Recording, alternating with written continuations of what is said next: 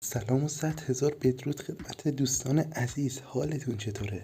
امروز میخوام درباره این حرف بزنم که چه جمله هایی و چه حرفهایی باعث تحریک شدن زنها میشه، یا اصطلاحاً چه جمله هایی اونها رو حشری میکنه. اولی کار اینو بگم که آقایون دوست دارن با رابطه صمیمیت ایجاد کنن، ولی خانوم ها دوست دارن با حرف زدن و گفتن جمله های رمانتیک صمیمیت برقرار بکنن. جمله هایی که از دهان ما بیرون میآید بسیار تاثیرگذار است و میتونه تاثیر بسیار زیادی برای شریک خودمون در رخت خواب باشد و میتواند طرف مقابل را بسیار داغ کند. با همدیگه بریم تا این جمله ها رو پیدا کنیم. 1. موهای تو چقدر زیبا به نظر میرسد. همیشه سعی کنید از طرف مقابل تعریف کنید، مخصوصا برای کارهایی که میدانید او زمان بسیار زیادی رو برای آنها صرف کرده، مثل مو، آرایش و چیزهای دیگه که میتونه بسیار موثر باشه. جمله دوم: از اینکه مرا انقدر با اشتیاق میبوسی بسیار خوشحالم. شما با این حرفتون نشون میدید که چقدر از رابطه و بوسیدن و بوسیده شدن از طرف مقابل خودتون راضی هستید و دوست دارید این کار ادامه پیدا کند. اینم باید بگم که حواستون باشه هیچ وقت نگید تو تنها کسی هستی که انقدر خوب مرا بوسیده، چون باعث میشه طرف مقابل شما به فکر این بیفتد که قبل از او با تعداد افراد خیلی بیشتری بوده اید و روابط زیادی داشته اید. جمله سوم: از اینکه در کنار تو هستم احساس خیلی خوبی دارم. نیازی نیست از کلمات قلمبه سلمبه و عجیب غریب استفاده کنید و یا اینکه رابطه رو بسیار باز کنید. شما می توانید با گفتن تنها این جمله به او حس خوبی بدهید و باعث میشه طرف مقابل شما حس کند که تأثیر خیلی مهمی در زندگی شما دارد.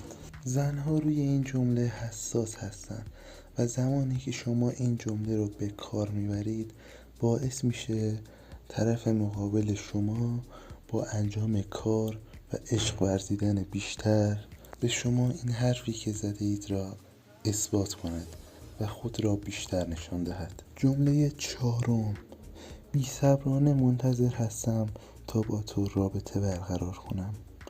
البته این هم درست است که در قرار سوم نباید دودول خود را به بیرون بیاندازید، ولی خیلی هم لفتش ندهید و از چنین جمله هایی استفاده کنید که نشون میده شما چقدر به او علاقه دارید و او چقدر برای شما جذاب است و شما چقدر دنبال عملیات با او هستید. گفتن این جمله با پیامک و یا از نزدیک میتواند تاثیر خیلی زیادی داشته باشد. جمله پنجم: جمله‌ای که ما بارها و بارها طی روز از آن استفاده میکنیم و بسیار ساده اما کاربردی است.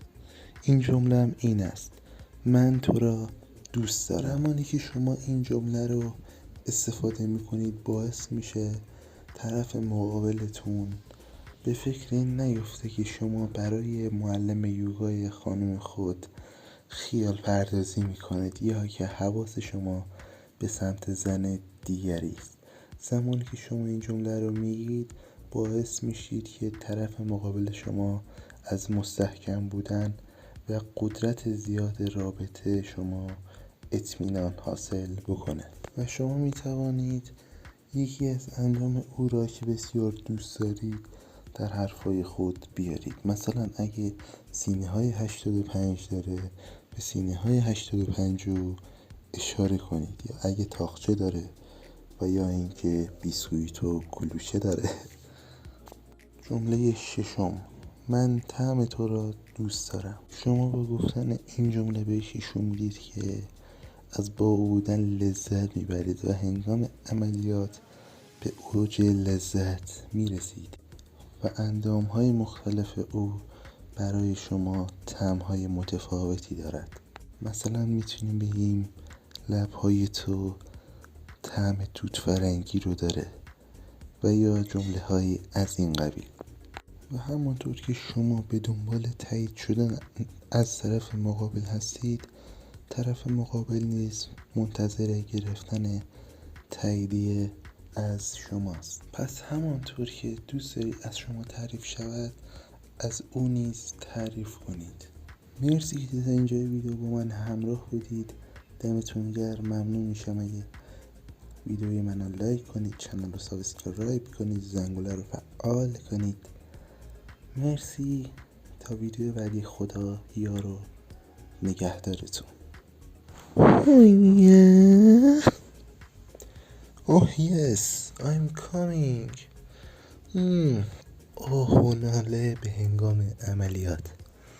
همونطور که شما دوست دارید هنگام عملیات طرف مقابلتان سر و صدا بکند، طرف مقابل نیز همین انتظار رو از شما دارد و همون تأثیری که ناله طرف مقابل روی شما دارد، این حس کاملا معکوس هم روی طرف مقابل شما وجود دارد. پس همونقدر که دوست دارید طرف مقابل شما سر و صدا و آهناله کنه، شما نیز به هنگام عملیات همین کار را انجام دهید. البته حواستون به همسایه ها هم باشه که صداشون در نیاد. دم همتون گرم. مرسی که تا اینجای ویدیو منو همراهی کردید. ویدیو رو لایک کنید، چنل رو سابسکرایب کنید، زنگوله رو فعال کنید. تا ویدیو بعدی. خدا نگهدارتون.